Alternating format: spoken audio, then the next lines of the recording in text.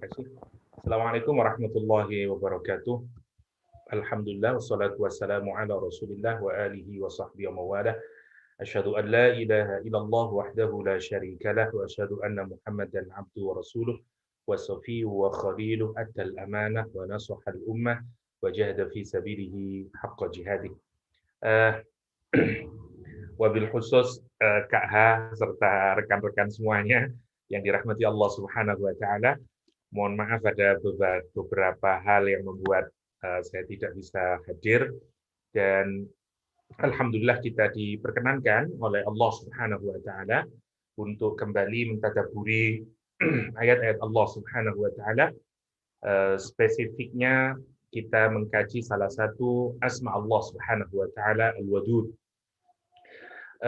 Pagi hari ini insya Allah kita akan melihat beberapa ayat Al-Quran yang di dalamnya mengandung nama Allah Subhanahu wa taala Al-Wadud, serta apa perbedaan yang paling prinsipil antara Al-Wadud dengan Al-Hub, karena keduanya seringkali dipersamakan, bahkan kata mahabbah dan mawaddah seringkali dianggap memiliki makna yang sama, yaitu sama-sama diterjemahkan dengan cinta. Ya, kita akan melihat Al-Wadud itu atau nanti mawaddah adalah bentuk cinta yang seperti apa, sementara mahabbah itu bentuk cinta yang seperti apa.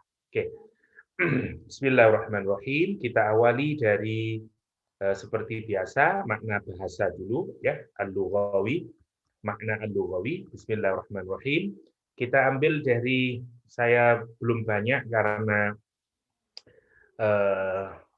belum ada masa yang cukup, kemarin masih sibuk dengan final report, biasa akhir menjelang Desember semua have to be done semuanya, jadi masih cukup hektik, jadi insya Allah nanti akan saya benahin dengan berbagai referensi yang lebih menguatkan lagi.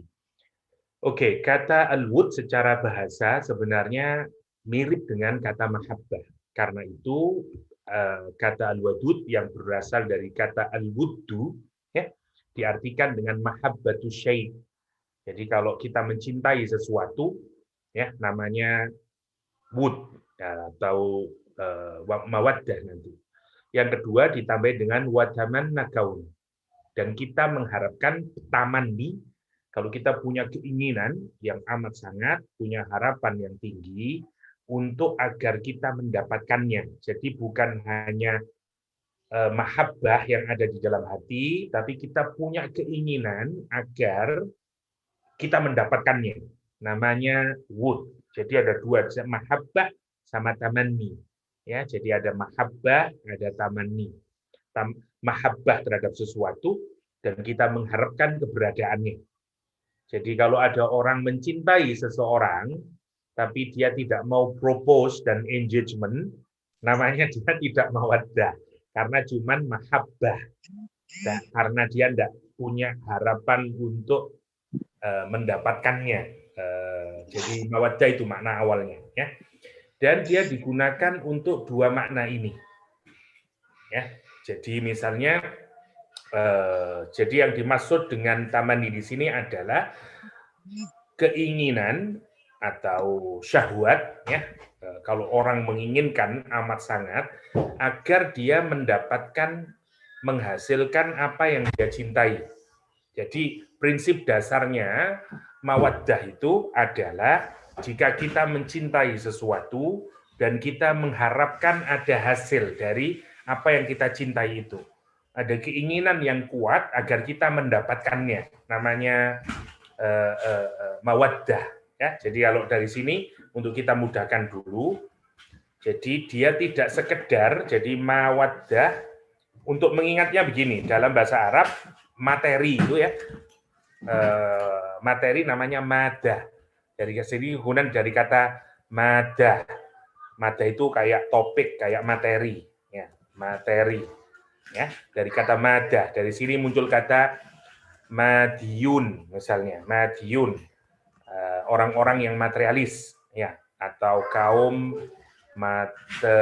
materialis. Dari kata sinu, madah. Jadi something yang konkret, yang physical, yang nampak namanya madah. Misalnya kalau kita belajaran madahnya apa? Topik materi yang kita bahas apa? Ya madah. Orang yang materialistis karena yang dia inginkan hanya sesuatu yang nampak, namanya Madiun. Madiun, satu nama kota di Indonesia, ya, tapi ini bukan Madiun kota, terkenal dengan pecel. Kalau ke Indonesia, pecel yang paling enak adalah pecel Madiun kalau di Indonesia. Madiun kaum materialis. Oke. Dari kata ini muncul kata mawaddah karena satu akar kata sebenarnya. Jadi mawaddah karena itu harus nanti ada makna materinya gitu. Jadi di dalamnya harus ada makna materi. Oke. Sementara mahabbah itu seringkali didefinisikan sebagai cinta, dan cinta itu bukan materi. Nah, itu yang menarik. Cinta itu abstrak, ya, cinta itu ada di dalam hati, kan gitu. Sesuatu yang ada di dalam hati, ya, dia bersifat abstrak. Nah, maka mawaddah itu sesungguhnya adalah mahabbah yang kemudian dimaterialisasikan. Jadi cinta yang mahabbah yang dimaterialisasikan atau dimaterialisasikan. Oke. Nanti kita akan melihat misalnya seperti ini kalau secara definisi, jadi orang mengharapkan hasil dari apa yang dia cintai. Ya, nanti lebih konkret misalnya Syekh Ratib An-Nabulsi lebih bagus lagi menjelaskan. Tapi saya mudahkan misalnya ya. Misalnya kalau mahabbah itu cukup cinta. Oke. Tapi bagaimana ketika dimaterialkan? Dimaterialkan misalnya dalam bentuk engagement misalnya.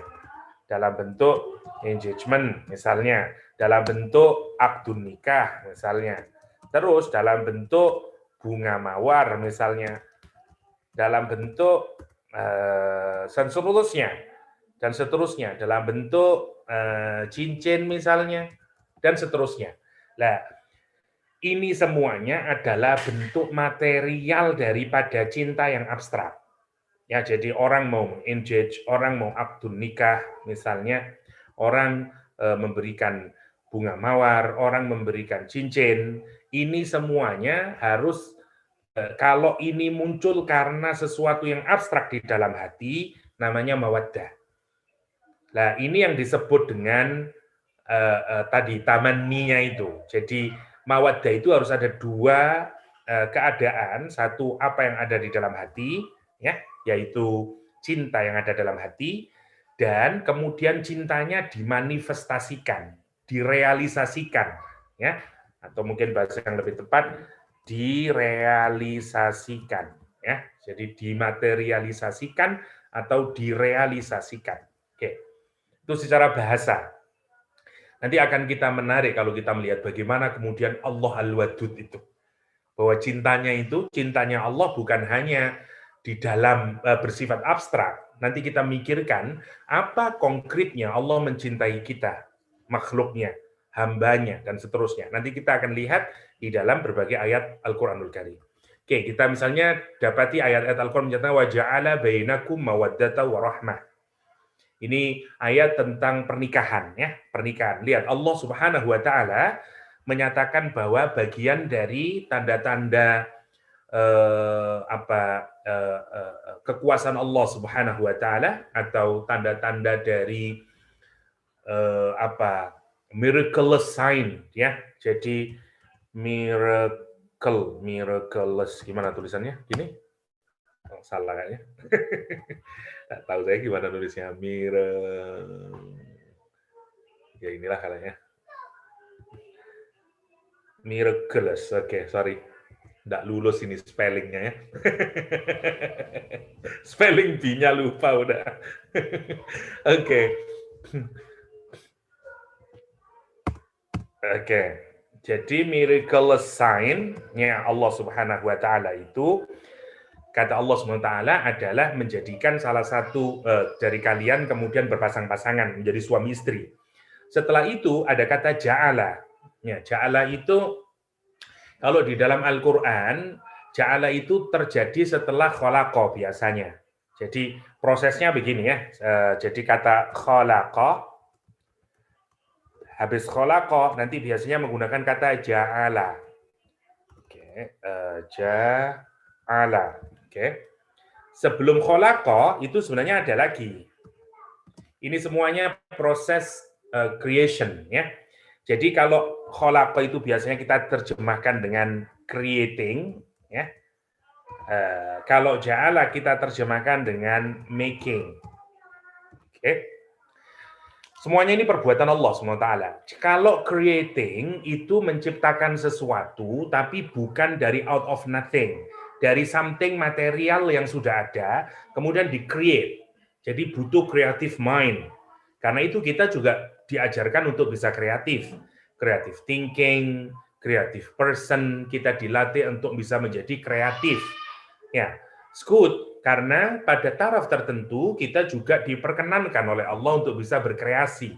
Karena manusia juga bisa berkreasi. Oke.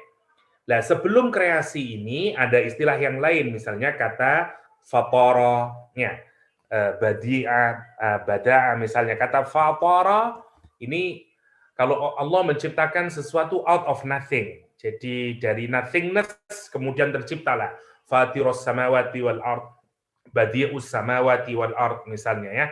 Itu out of nothing. Lah kita tidak bicara ini, kita bicara khalaqa ya. Karena wa min ayatihi an khalaqalakum kata Allah SWT. Jadi khalaqalakum artinya sudah ada materinya. Ada man, ada woman, ada laki-laki, ada perempuan. Kemudian Allah khalaqa, Allah create ya laki-laki dan perempuan itu menjadi suami istri. Nah, prosesnya namanya khalaqa.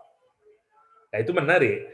Karena kita ini kan sering mengagumi seseorang dari bagaimana dia kreasi, how creative someone. Jadi kalau kita perhatikan bagaimana Allah memadukan antara seorang laki-laki dengan seorang perempuan dalam sebuah pernikahan, how kreatif Allah SWT, itu menarik untuk dipikirkan.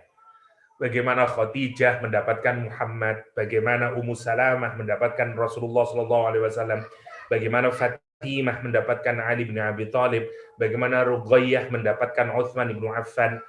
Itu di dalamnya kalau kita merenungkan ada kreatifnya Allah Subhanahu wa taala di dalam pemasangan tersebut. Itu maksudnya.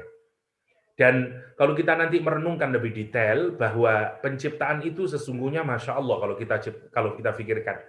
Kenapa kita dipasangkan dengan seseorang. Ya, itu satu hikmah. Khalaqa. Sama seperti saya katakanlah. Kalau saya pikirkan salah satu mungkin alasannya. Yang kita sadari mungkin nanti. Misalnya kenapa saya mendapatkan istri saya sekarang. Anis katakanlah.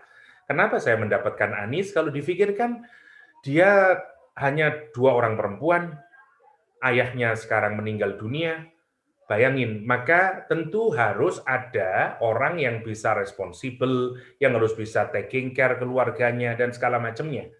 Dan saya menjadi mengerti, misalnya saya yang berasal dari keluarga yang besar, 8 orang keluarga saya, ada laki-lakinya, ada perempuannya, mix, dan fully supporting satu sama lain. Sekarang harus Allah gandengkan dengan keluarga yang hanya ada 2 perempuan dan segala macamnya. Dan kalau kita pikirkan kemudian, apalagi setelah meninggalnya ayah mertua saya, kita menjadi mengerti ya Allah betapa betapa bijaksananya Allah ya di dalam mempertemukan seorang laki-laki dan perempuan dalam pernikahan. Namanya khalaqa. Nah, setelah kata khalaqa muncul kata ja'ala. Khalaqalakum min anfusikum azwajan litaskunu wa ja'ala bainakum kata Allah SWT. Jadi setelah proses creating nanti ada making memang biasanya.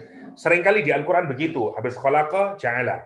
Habis khalaqa ja'ala. Oke.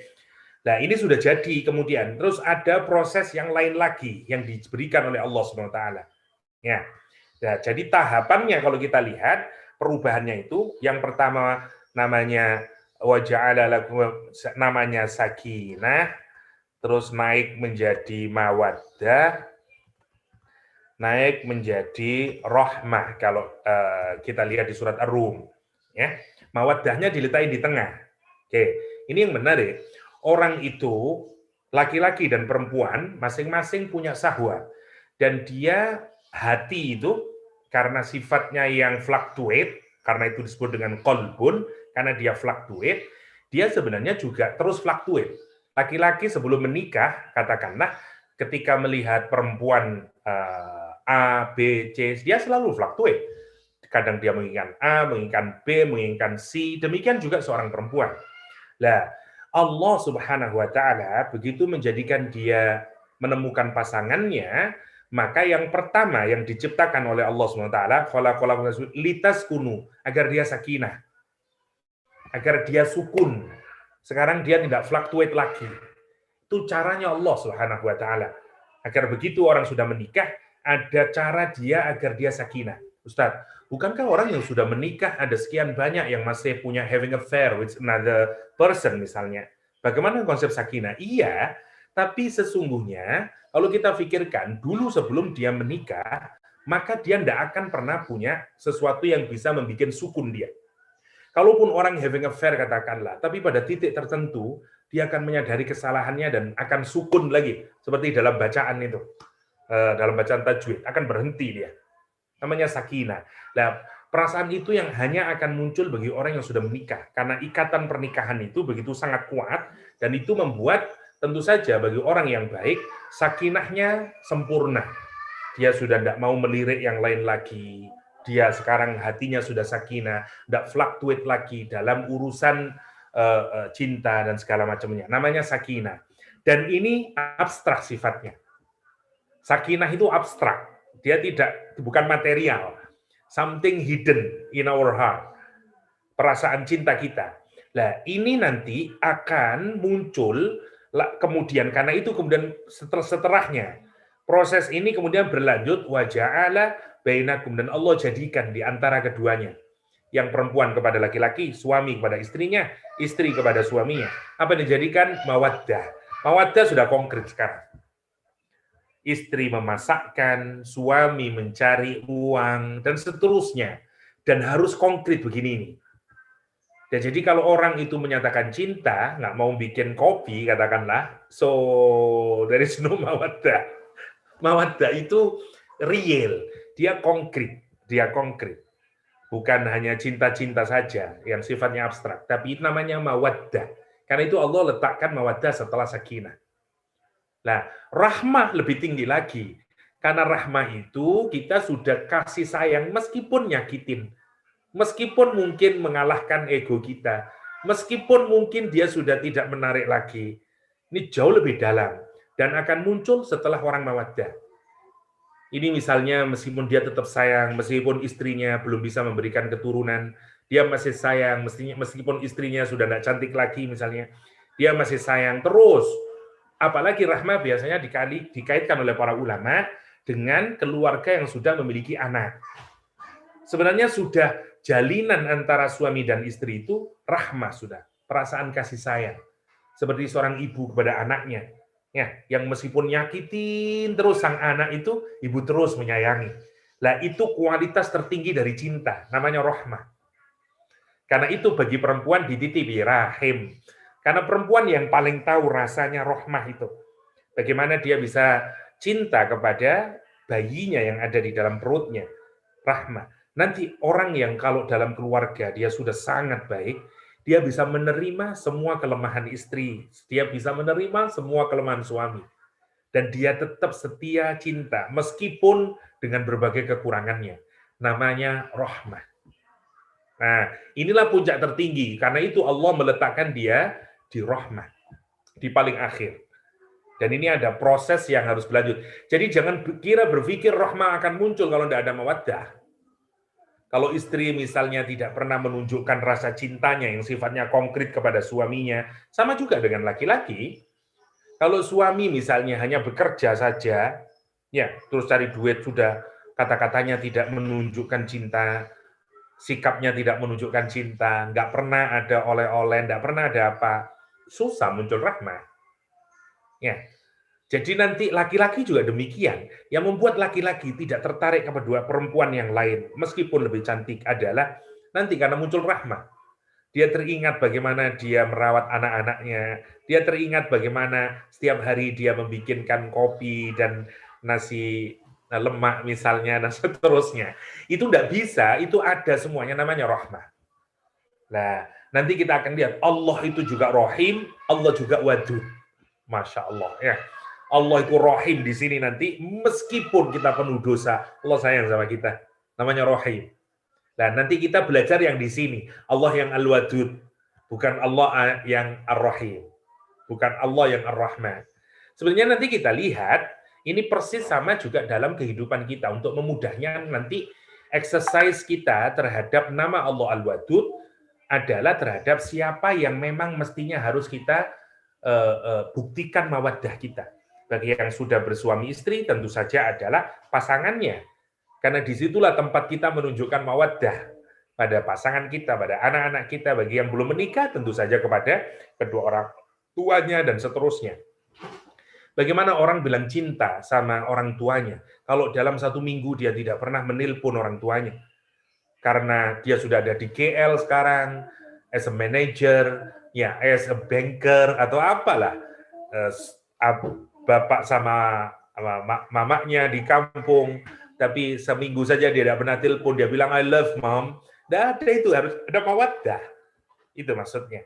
Ya, ini kata mawaddah dipakai oleh Al-Qur'an dengan makna itu. Wa ja'ala bainakum mawaddata wa rahmah. Maryam, misalnya di surah Maryam Allah menyatakan saya ja'alu lahumur rahman wudda. Saya ja'al, ya, lahum, akan menjadikan buat mereka siapa? Allah SWT Ar-Rahman. Ya, jadi lihat, Rahman itulah yang akan menjadikan mawaddah. Sama seperti ini urutannya.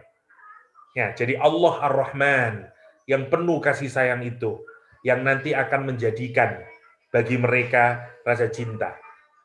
Dia tidak suka sama Maryam, dicaci maki Maryam sebagai perempuan hina dan segala macamnya. Nanti mereka akan jatuh cinta semuanya kepada Maryam. Ya, ada mawaddah yang akan diterima oleh Maryam. Ya, saya ja'al lahumur rahmanu wudda. Jadi kata wud di sini maknanya adalah, kalau kata Raghib Al-Asfihani, adalah al-ulfah, ya, keharmonisan, keterkaitan hati satu sama lain. Ya, namanya wud. Atau di surat Al-Anfal, lau anfaqta ma fil ardi jami'an ma allafta. Ini juga dianggap sebagai pemaknaan dari kata wud. Kalaulah kamu menginfakkan apa yang ada di bumi ini, semua yang ada di ma allafta, kamu akan bisa mengaitkan kedua hati. Ya, ini saya lagi, berarti ini kan orang yang kalau hatinya itu tidak ada cinta, tidak ada mahabbah, maka mawaddah sebesar apapun tidak akan punya keberartian apapun. Karena urutannya harus mahabbah dulu, ya, baru kemudian mawaddah. Kalau ada sudah mahabbah, mawaddah jadi mudah. Nah, ini orang belum ada mahabbah, tapi dia sudah mau mawaddah. Lihat, Allah menyatakan, kalaupun kamu menginfakkan, memberikan seluruh isi dunia ini, kamu tidak akan bisa membuat orang itu jatuh hati. Kalau memang tidak ada cinta di antara keduanya. Ya, itu maksudnya. Kadang-kadang mawaddah juga bermakna mahabbah mujarradah. Ya, seperti ayat-ayat berikut ini. Kalau kita kaitkan sekarang di nama Allah SWT, minimal ada 2 nama ini yang menarik kita pikirkan. Ya. Satu, kata al-wadud dikaitkan dengan ghafur, nanti kita analisis. Yang kedua, kata wadud dikaitkan dengan kata rahim. Wadud dengan ghafur, wadud dengan rahim. Ya, wa huwal ghafurul wadud, inna rabbi rahimun wadud. Ya. Contoh konkret dari kasih sayangnya Allah Subhanahu wa taala kepada hambanya adalah mengampuni dosanya. Dan itu real. Meskipun berbuat salah, tapi diampuni oleh Allah SWT. Nah, Allah yang memberikan ampunan mestinya dia dihukum, tapi tidak dihukum, malah diampuni, itu adalah penjelasan yang paling clear tentang nama Allah Al-Wadud. Karena konkret sekarang, cintanya itu konkret, karena itu dia sebut Al-Ghafur, Al-Wadud. Sama dengan Rahim, sama, kasih sayang Allah yang konkret itu, kemudian menyayangi, Allah memberikan namanya juga dikaitkan. Jadi bentuk wadud itu adalah ampunan Allah dan kasih sayangnya Allah Subhanahu wa taala. Kalau kita lihat di sini. Ya. Oke, nanti kita lihat lebih jauh. Karena itu lihat Allah menyatakan ana, ya, ini menarik ya. Jadi sebagian ulama berkata dia menjaga serta memperhatikan kata mawaddahnya Allah itu. Allah pernah berfirman kepada Nabi Musa, ya, kalimatnya, aku tidak akan melupakan sesuatu yang kecil karena kecilnya. Tidak pula melupakan sesuatu yang besar karena besarnya. Aku adalah Maha Pengasih, lagi Maha mensyukuri, kata Allah SWT. Ana la aghfilu anis saghir li sigharihi, wala anil kabir li kibarihi, wa anal wadudus syakur. Kenapa Allah bisa melupakan yang kecil, melupakan yang besar dari kesalahan kita? Karena Allah Al-Wadud. Bukan Allah lupa, Allah tetap tahu kesalahan kita sekecil apapun. Tapi karena Allah Al-Wadud, Allah ampuni. Ya, Allah biarkan itu semuanya. Ya, dan kemudian diberikan pengampunan. Dan karena Allah Asy-Syakur, kita sudah pernah bahas Asy-Syakur, seingat saya, atau belum? Wallahu a'lam ya. Oke, saya ja'alallahumur rahmanu wudda sawfa ya'tilakum yuhibbun, ini sudah, tidak ada, saya anggap sama. Waddat ta'ifatum min ahlil kitab la yudillunakum. Ini beberapa kata mawaddah atau kata wud di dalam Al-Qur'anul Karim yang mengandung makna sama tadi, kata mawaddah ya. Kita masih belum ke Al-Wadud ya Allah SWT. Waddat ta'ifatum min ahlil kitab la yudillunakum. Lihat. Waddat di sini bukan hanya sekedar perasaan keinginan atau cinta yang ada di dalam hati. Tapi keinginan yang amat sangat seperti rasa cinta, tetapi konkret. Dia tidak hanya sekedar ada di dalam hati, tapi mereka ingin keinginan yang sangat kuat, yang terhunjam dalam hati itu berbentuk sesuatu yang konkret keluar. Karena itu gambarannya dalam Al-Quran misalnya, Ta'ifatu min al-kitab, ya, sekelompok orang dari Ahlul-Kitab, Yahudi, Nasrani, amat sangat ingin, apa yang diinginkan? Lau yudillunakum. Ya, kalau mereka bisa menyesatkan kalian semuanya. Proses penyesatan itu sesuatu yang konkret. Dan Allah tidak menggunakan kata mahabbah, tapi menggunakan kata mawaddah. Untuk nunjukin apa? Satu, kuatnya keinginan mereka untuk menyesatkan kita. Yang kedua, dan keinginan mereka itu bukan hanya bersifat potensial, tapi sudah bersifat aktual, karena menggunakan kata mawaddah. Misalnya, rubbama yawaddul ladzina kafaru law kanu muslimin. Surat Al-Hijr yang pernah kita bahas ya. Ya, ini bisa makna sedikit, bisa makna banyak. Berapa banyak ya orang-orang kafir ya, atau sedikit di antara orang-orang kafir, bisa dua maknanya rubbama, kita pernah bahas sudah. Sangat ingin dia, dan keinginannya bukan hanya potensial yang ada di dalam, tapi dia sudah aktualisasikan.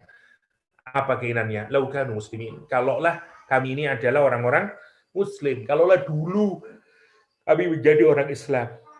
Waddu ma'anittum. Al-Quran menyatakan, mereka sangat ingin apa? Agar terhadap apapun yang memberati kita, menyusahkan kita. Orang-orang non-muslim sangat ingin itu. Wadda katsirum min al-kitab sama wa tawadduna anna gharadati syaukah takunu lakum. Ini mereka kamu sangat menginginkan orang-orang yang tidak membawa weapon, membawa alat untuk peperangan itu yang akan diberikan kepada kalian. Ya, sama, keinginan yang sangat kuat. Waddu law takfuru kama kafaru. Mereka sangat menginginkan kalau seandainya kalian kufur sebagaimana mereka kufur. Nah, keinginan mereka digambarkan juga dengan kata mawaddah. Yawaddul mujrimu law yaftadi min adzabi yauma idzin bibanih. Surat Al-Ma'arij. Orang-orang mujrim, ya, orang-orang yang banyak melakukan tindakan kriminal, mereka sangat ingin, dan kalimat yang dipakai lagi-lagi mawaddah, bukan hanya sangat ingin di dalam hati, tapi mereka sudah berusaha menunjukkan secara konkret apa keinginan mereka. Lau yaftadi min adzabi yauma idzin. Kalaulah dia bisa membayari ransom, dia bisa membayar, memfidai, menebus apa azab hari itu, yaitu di hari kiamat, saat orang-orang kriminal itu dihadapkan ke neraka, dan dia sekarang menyadari bahwa dia harus menerima siksaan Allah SWT. Saat itu mereka sangat ingin, dan keinginannya itu bukan hanya ada terpendam dalam hati, sampai dia tunjukkan secara konkret apa keinginan dia. Kalaulah dia bisa menebus siksa itu dengan apa? Dengan anaknya sendiri. Ibaratnya ngomong, anak saya ya Allah, masukkan ke dalam neraka. Yang penting saya selamat. Allah, surat Al-Ma'arij ya. Saking ngerinya adab itu, hatta orang tua merelakan anaknya. Ibaratnya orang tua nanti mencari-cari. Kalau kita baca tafsir, nanti orang tuanya mencari-cari. Kalau misalnya orang tuanya tidak rajin sholat, orang tuanya akhirnya terpaksa korupsi, misalnya ya, dan karena kurang ibadah dan korupsi itu dia dijerembabkan dalam neraka, nanti orang tuanya mencari-cari. Dulu saya tidak sholat ini gara-gara kerja, dan kerja itu karena demi anak saya. Dulu saya korupsi itu ya gara-gara anak saya, minta iPhone 11 misalnya. Karena itu kemudian saya, dan dia akan lakukan itu. Tidak apa-apalah anak saya masuk neraka, yang penting bukan saya. Ini menunjukkan apa? Selfishness. Nah ini yang benar ya. Allah itu menggunakan ikatan antara cinta, antara orang tua dengan anak.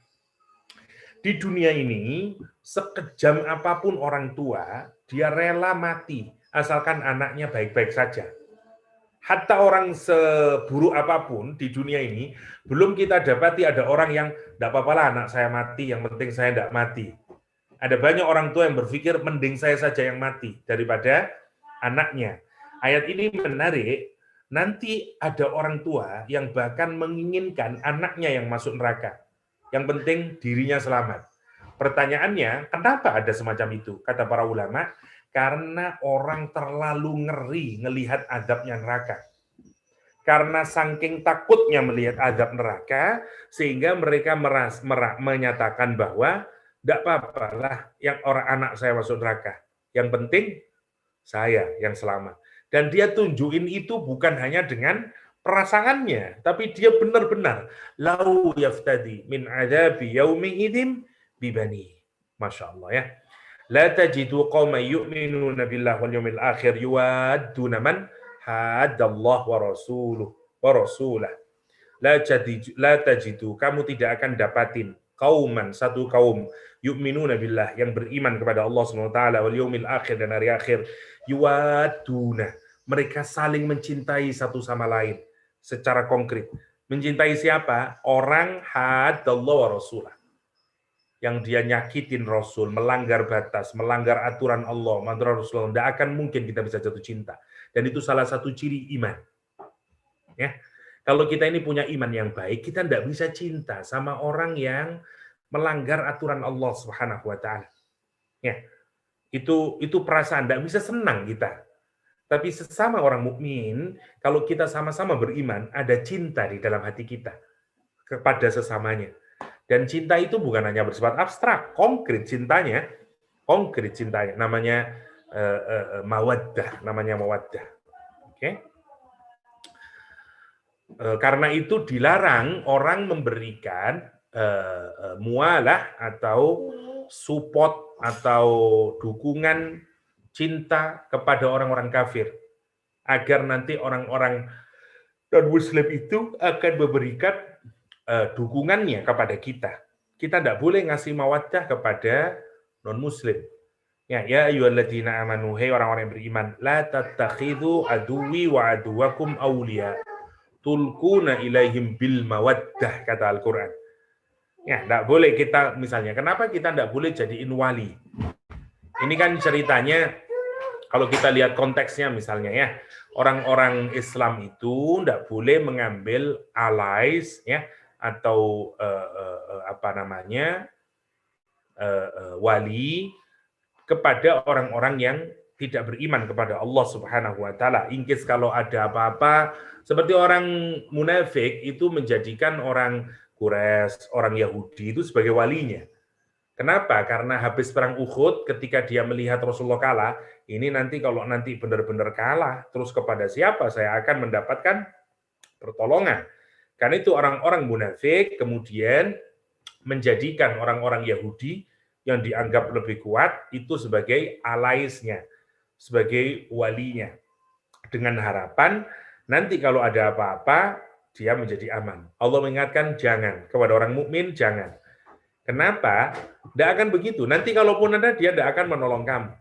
Nah, bukti yang sikap yang kayak begini ini dilarang karena itu juga merupakan bagian dari mawaddah.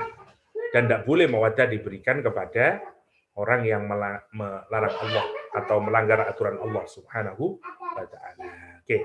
Kita lebih detailkan sebelum kita lihat dua ayat tadi, wa huwal ghafurul wadud. Allah SWT surat Al-Buruj menyatakan wa huwa, dan dialah Allah Al-Ghafur, ya, yang maha pengampun, Al-Wadud, yang maha sayang, maha cinta, affectionate, the most affectionate, the most loving, namanya Allah SWT.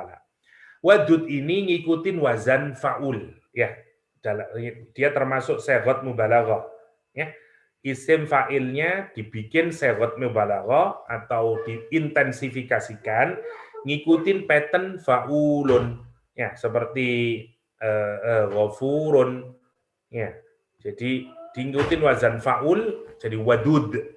Wadud sama dengan fa'ul, sama dengan fa'ul. Kenapa begini? Bentar.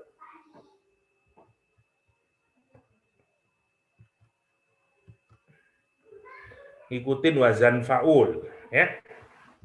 Berarti karena dia dibikin intensif, maknanya yang amat sangat ekstrim maknanya. Ghafur yang ekstrim di dalam mengasihi, wadud di dalam mengampuni, wadud sangat ekstrim. Allah yang sangat ekstrim dalam apa? Dalam mencintai, dalam menyayangi. Maknanya sebenarnya memang hanya bisa karena kelemahan bahasa kita, ya. Kita menerjemahkan dengan mencintai, mengasihi. Nah, nanti akan kesusahan kalau kita menerjemahkan Ar-Rahman dan Ar-Rahim karena memiliki makna yang sama secara bahasa Indonesia atau bahasa Melayu.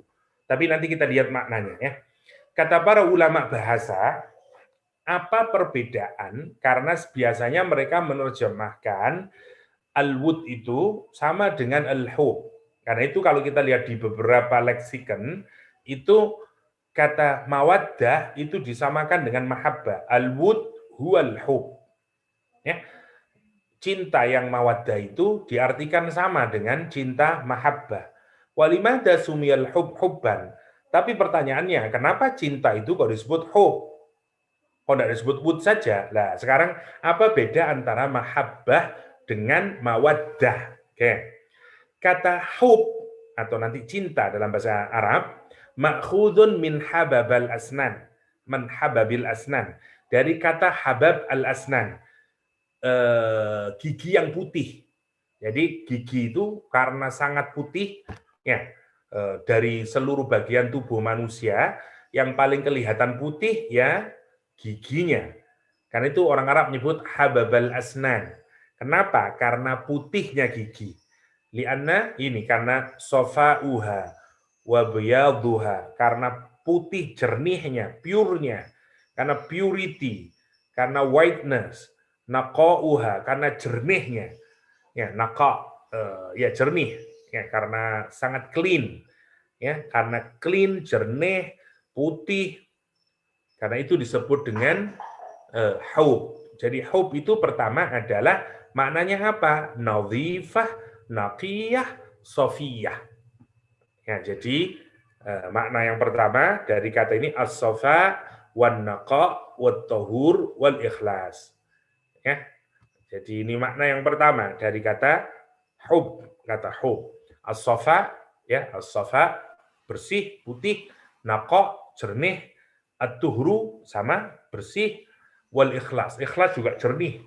Itu makna pertama dari cinta. Karena itu cinta harus jernih, harus putih, harus tidak ketempelan dengan sesuatu yang lain, baru disebut dengan hub. Baru disebut dengan hub. Oke, yang kedua, Kata hub yang pertama, saya untuk mudahkannya, yang pertama jadi maknanya adalah sorry.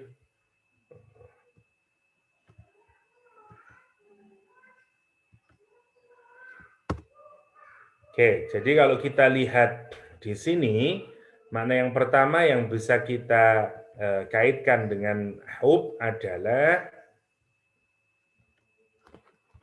yang pertama adalah purity atau pure, ya, atau purity lah, white, putih, ikhlas, jernih, ya. Jadi purity, pure, white, ikhlas, apalagi, ya itulah, ya, pure, white, ikhlas, namanya yang pertama secara kebahasaan. Yang kedua maknanya adalah obedient, sama submission. Oke. Yang ketiga maknanya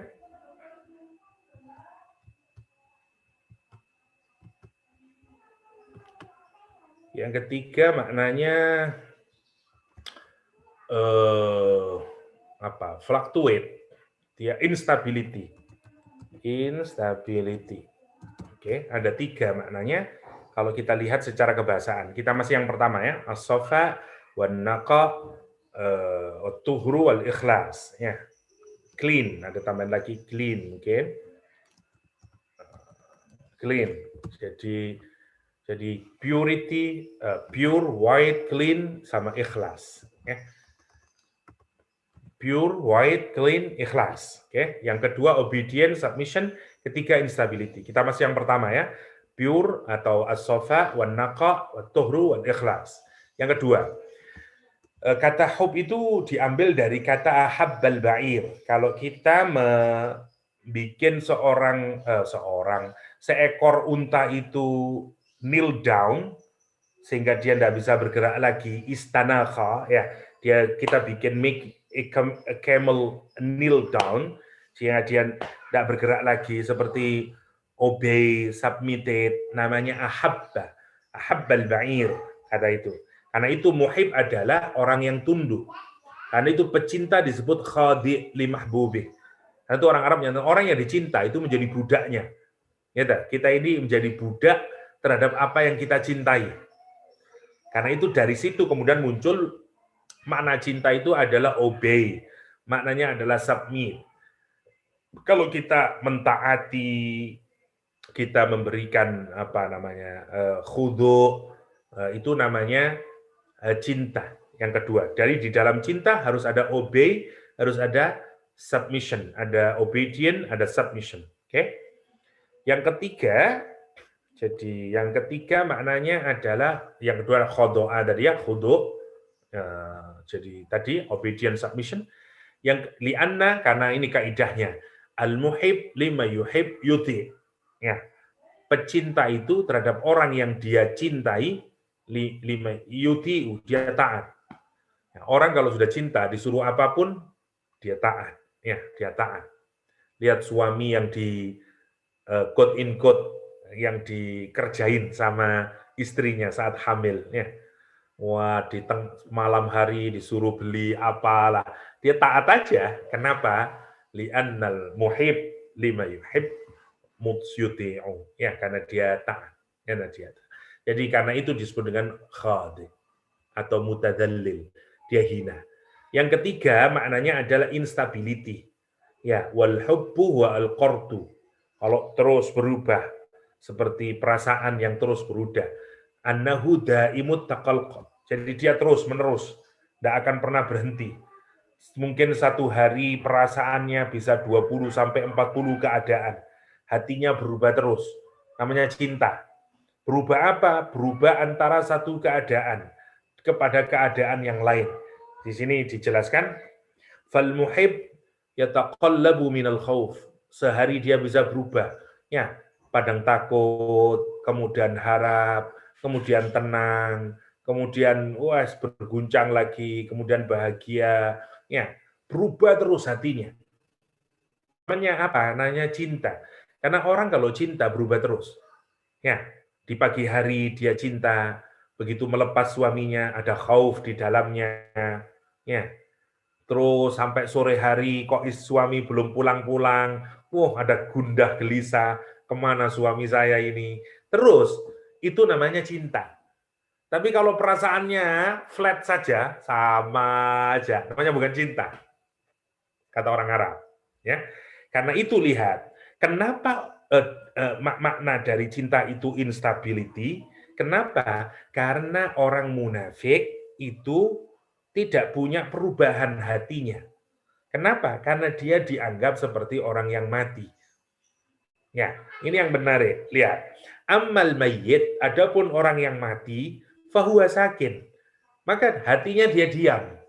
Tidak bergerak lagi. Dia tidak punya fluktuasi dari rasa takut ke gundah, ke cinta, ke tenang, dan segala macamnya. Tidak ada perubahan.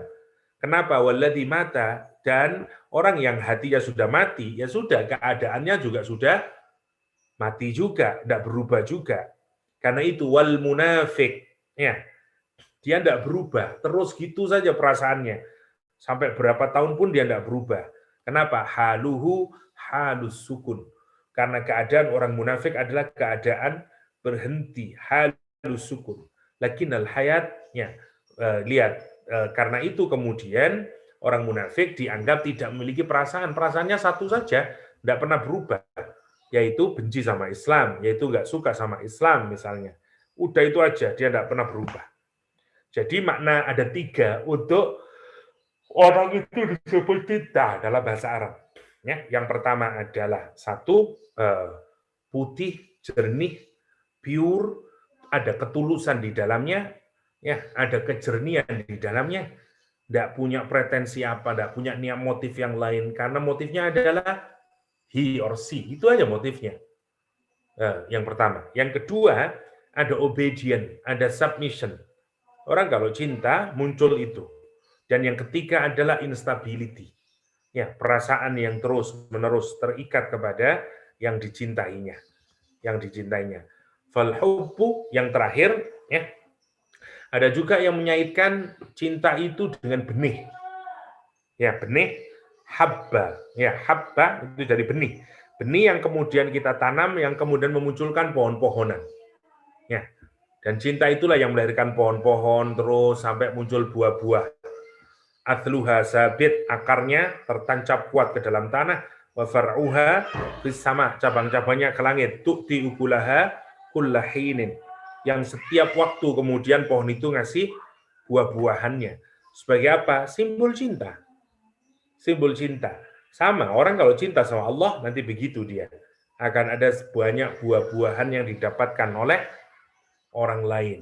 Karena kecintaannya kepada Allah subhanahu wa ta'ala. Jadi, kalau kita simpulkan tadi, di dalam kata cinta itu beberapa makna. 1, as-sofa wan naqa, yang pertama ya, purity dan cleanliness, ya, purity and cleanliness. Yang kedua, wal khudu' wat tadhallul, ya, obedient and submission, ya, kerendahan diri. Yang ketiga, taqalqal, instability, yang terus. Yang terakhir adalah an-nama, ya, tumbuh, wal khairil amim, ya, kebaikan yang sangat banyak, seperti pohon tadi yang tumbuh dan kemudian memberikan banyak kebaikan. Ai kullu hadhil ma'ani mustafadatun minal hub. Semua makna ini diambil faedahnya dari cinta. Jadi cinta itu di dalam Islam maknanya itu. As-sofa wan naqa wal khudu' at-tadhallul taqalqal wan nama wal khairul amim. Jadi itu makna yang bisa kita tangkap dari kata hub itu sendiri. Pertanyaannya adalah apakah kita sedang bahas hub? Bukan, kita bahas tentang wud. Lah, lakinni soal ad-daqiq, akan tapi pertanyaan yang mendalam adalah hal wuddu wal hub? Apakah wud itu sama dengan hub? Jawabannya adalah al-hubbu mastaqarra fil qalbi. Cinta yang berdiam diri, ya, yang berada di dalam hati, namanya hub. atau mahabbah. Wal wuddu, adapun mawaddah adalah ma dhahara 'ala suluh, apa yang nampak dalam perbuatan. Namanya mawaddah, namanya waddah. Wa in kunta tuhibbu fulanan famasyairul mail nahwa hiya al-hub. Kalau kamu mencintai seseorang, maka perasaan inklinasimu, perasaan kecenderunganmu kepada dia, mau makan ingat dia, mau tidur ingat dia, mau mandi ingat dia, itu namanya perasaannya terus saja, incline-nya kepada, condongnya kepada si fulan misalnya. Itu disebut dengan cinta. Tetapi senyummu di wajahnya, ya senyummu di wajahmu kepada dia adalah al-wud. Ya, jadi kalau cuma perasaan yang ada di dalam hati namanya cinta. Tapi kalau kamu kemudian tersenyum kepada dia, nah itu namanya wud. Nah, namanya wud. Apalagi kalau kamu memberikan hadiah kepada dia, namanya wud. Kalau kamu membantu menyelesaikan hal yang menyusahkan dia, namanya wud. Ya, kalau kamu mendatangi dia karena dia sakit, maka namanya wud. Ya, itu semuanya adalah makna dari kata wud, karena kemudian kata wud diterjemahkan tadi itu cinta yang terrealisasi atau termanifestasikan. Itu dari kata wud. Karena itu para ulama nyimpulin fakullu wadud muhib, walaysa kullu muhib wadud. Wadud. Ya. Setiap wadud pasti dia adalah pecinta, tapi tidak semua pecinta adalah wadud. Adalah wadud. Oke. Sekarang Allah menyatakan wa huwal ghafurul wadud. Berarti kalau kita pikirkan sekarang bagaimana wadudnya Allah Subhanahu wa taala. Ya. Kalau kita pikirkan mulai dari alam, Allah bikin matahari, bikin rembulan, kan Allah al-wadud. Kenapa? Karena Allah menyediakan itu semuanya karena kecintaannya kepada kita. Agar kita nanti tahu iklim, agar kita nanti tahu arah, agar kita dan segala macamnya. Jadi tindakan Allah menyediakan matahari, bumi, tanaman, pohon-pohonan, ya, sayur-sayuran, sampai hewan-hewan unggas yang kita makan. Semuanya itu kalau kita pikirkan, munculnya dari mana? Dari Al-Wadud. Dari nama Allah Al-Wadud. Kenapa? Karena kemudian rasa cintanya Allah kepada makhluknya itu dikonkretkan, dinampakkan. Ya, karena itu di sini dinyatakan lihat. Ya, fal kaun wal majarratis samawat. Ya, alam semesta ini dan orbit-orbit di langit sana dan di bumi. Matahari, rembulan, hujan, ya, wa milyun nau' minas samak. Ya, dan ribuan, miliunan cabang atau miliunan tipe-tipe dari ikan yang ada di laut. Masya Allah, itu semuanya adalah bentuk wudnya Allah SWT atau bentuk mawaddahnya Allah Subhanahu wa ta'ala. Bahkan lihat ada sekian banyak burung-burung, yang ini begini, yang itu begitu. Masya Allah kalau kita pikirkan. Itu semuanya adalah dari mana? Kenapa Allah bikin beda-beda semuanya? Burungnya, tanamannya, buah-buahannya. Karena itu bagian dari Al-Wadud. Ya, itu cintanya Allah kepada kita. Nah, itu masih dari alam. Nanti kalau kita pikirkan, Allah kasih kita keluarga, ya, kasih ayah, kasih ibu, kasih istri, kasih suami, kasih anak-anak, itu juga bagian dari Al-Wadud. Kenapa? Karena semuanya diberikan oleh Allah untuk kebaikan kita. Ya, karena Allah ingin menunjukkan rasa sayangnya kepada kita dalam bentuk yang konkret. Namanya Al-Wadud. Ya. Oke. Saya dulu kayaknya ada artikel, saya bacakan, nanti kita bisa diskusikan. Ya. Saya kayaknya dulu pernah menulis Al-Wadud. Saya perlihatkan. Nanti saya sharingkan. Oke.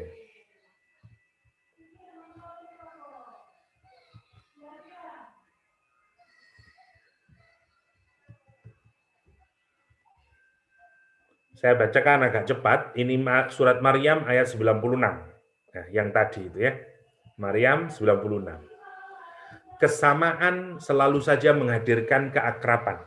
Bahkan cinta akan mulai merekah jika dua insan memiliki semakin banyak kesamaan atau keserupaan. Hatimu takkan kuasa untuk tidak menumpahkan rindu kepada dia yang hatinya memiliki kemiripan isi dengan kalbumu. Simaklah kehidupan ini bercerita tentang sebuah rumus kehidupan. Jika Tak cinta... nampak slide. Minta maaf doktor. Minta maaf doktor, tak nampak slide. Oh, tak nampak?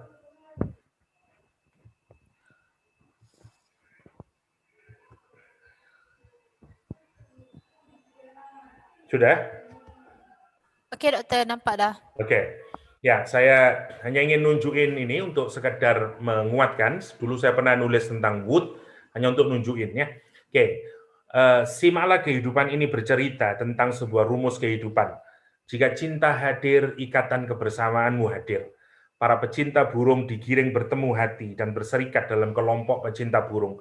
Yang sama suka burung, akhirnya bikin pecinta burung. Yang senang olahraga, akhirnya berkumpul di gymnasium. Yang senang musik, nantilah ketemu di dalam konser, misalnya. Kenapa? Karena prinsip like begets like. Ya, dulu di Afghanistan, penyair kesohor Maulana Rumi menggambarkan dengan indah kemiripan ini dalam sebuah pertanyaan. Mengapa kupu-kupu menghinggapi bunga mawar, sementara kumbang hanya mengakrapi kotoran di tanah? Rumi menjelaskan, karena kumbang tidak memiliki keindahan yang dapat ia sandingkan dengan indahnya bunga mawar, sementara kupu-kupu memiliki sayap yang indah, yang akan serasi dengan mawar merah yang merekah. Nah, senapas dengan kaidah ini adalah menarik menyimak cintanya Allah yang Allah curahkan kepada hambanya dalam surat Maryam ayat 96. Allah berfirman, sesungguhnya orang-orang yang beriman dan beramal soleh, kelak Allah yang Maha Pemurah akan menanamkan dalam hati mereka rasa kasih sayang. Yang tadi, saya ja'al lahumur rahmanu wudda, kata Allah SWT. Innal ladzina amanu wa amilus solihat saya ja'al lahumur rahmanu wudda. Ya. Surah Maryam ayat 16. Ya. Maryam ayat benar 16, Maryam 96, sorry ya. Saya kasih dulu biar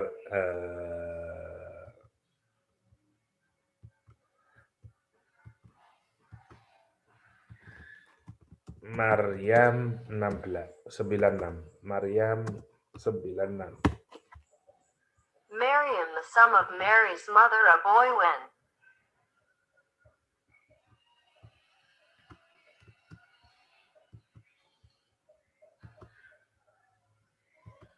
Ini ayatnya, saya taruh di sini dulu. Innal ladzina amanu wa amilus solihat sayaj'alu lahumur rahmanu wudda. Ya, setelah tadi ayat yang pertama yang kita kaji, wa huwal ghafurul wadud. Ya, dan dialah Allah al-ghafur al-wadud. Sekarang kita ayat yang kedua. Kata Allah, sesungguhnya orang-orang yang beriman dan orang-orang yang beramal soleh, saya ja'al.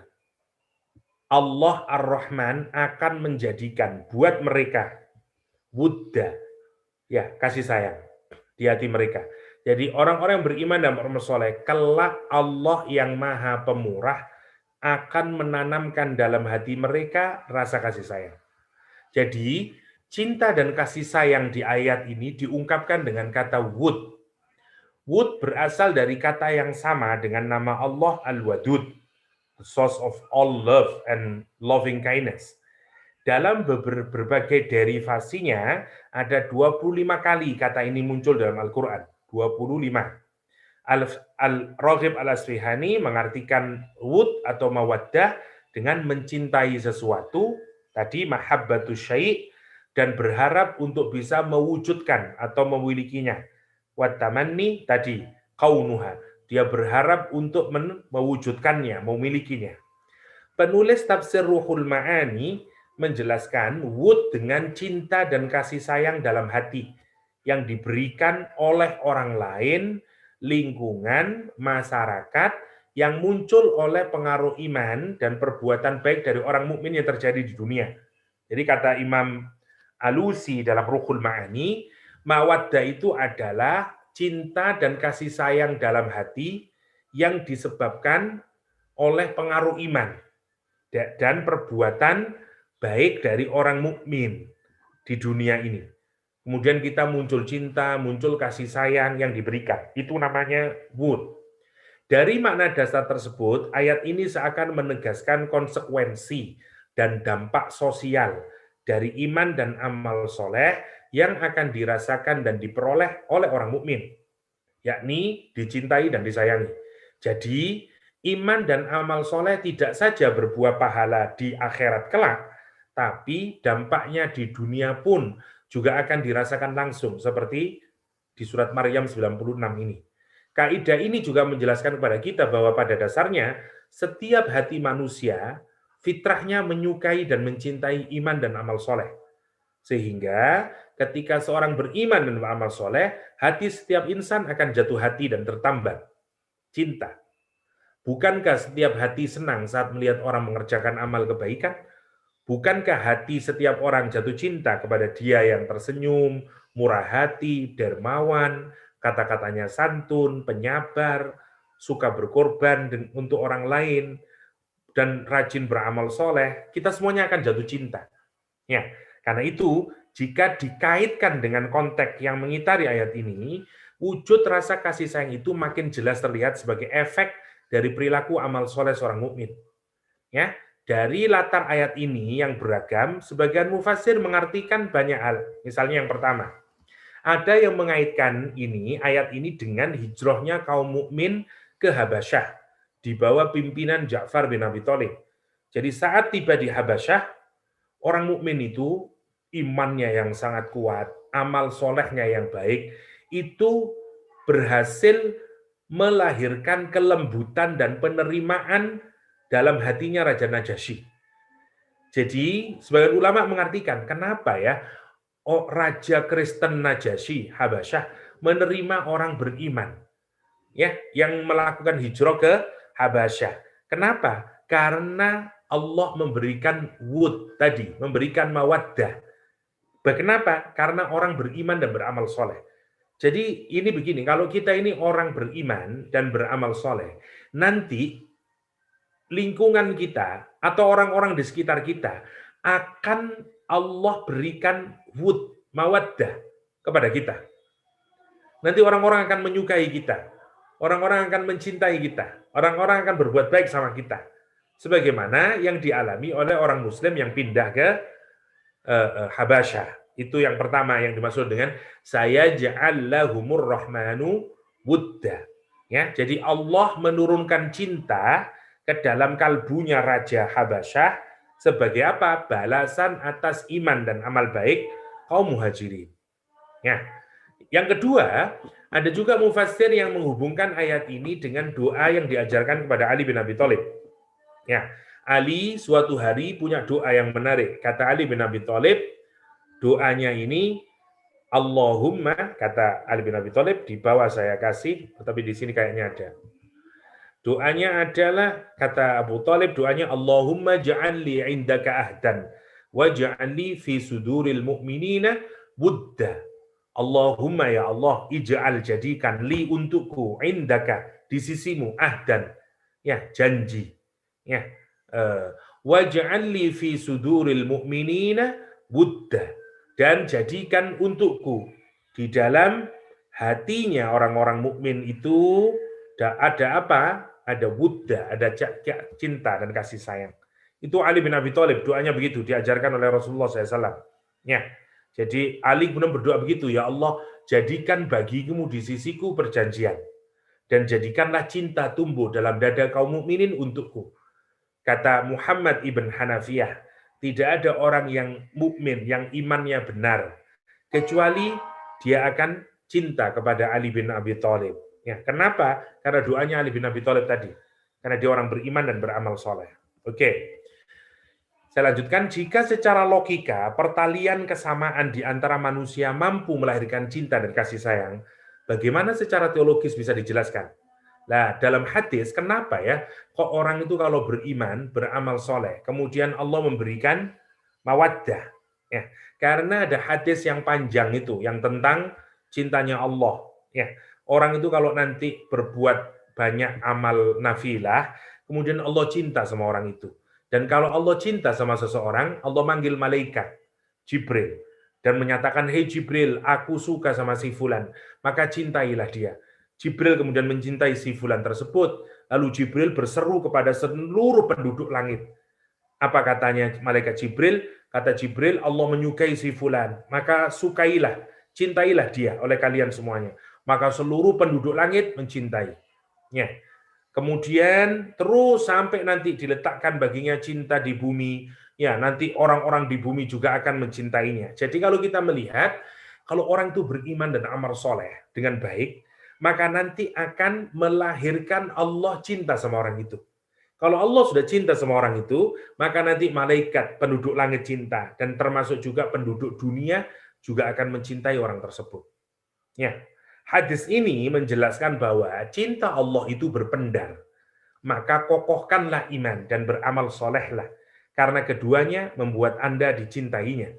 Jika Sang Maha Cinta, yaitu Allah, mencintaimu, semesta juga akan perlahan menyayangimu.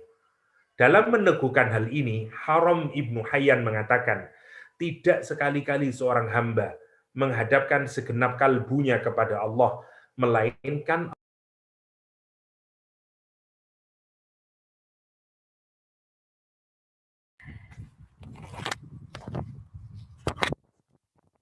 Rasanya doktor punya bateri dah termati kot. Sebenarnya kita tunggu je lah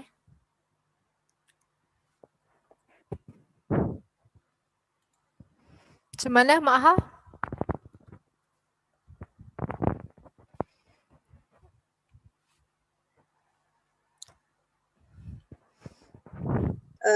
Tuan, Kita tunggu je lah mungkin boleh tengok balik satu dua poin yang penting. Antara yang wadud tadi.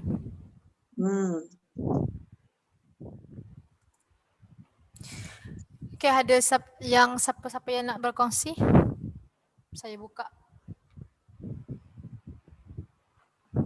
Okay, saya start dulu lah. Bismillah. Kalau tengok tadi, doktor start dengan makna dari sudut bahasa Al-Wadud, yang dia ada sering kali orang kaitkan perkataan Al-Wadud dengan Al-Mahabbah. Tapi apa yang membezakan antara wadud dan mahabbah tu adalah dari sudut wadud itu cintanya direalisasikan ataupun berbentuk ada pembuktian cinta tu. Tapi kalau mahabbah tu dia perasaan. Dan doktor ada kongsi dengan kita beberapa perkataan al-wudu, al-wadud dalam Quran, sebab perkataan al-wadud ni yang dalam Al-Quran betul-betul adalah pada 2 ayat sahaja, iaitu Al-Buruj dan Hud tu.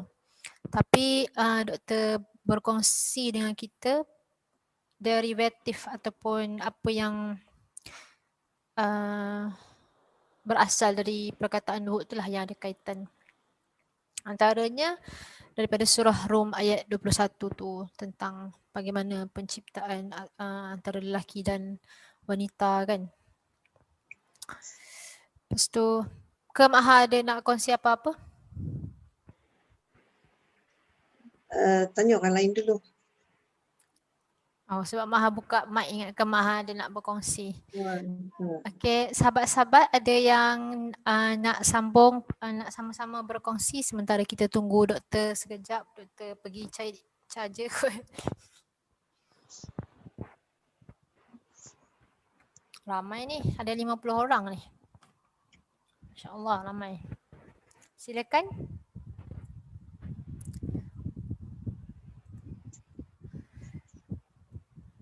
Saya nak sekejap je. Saya sebagai seorang moderator, saya nak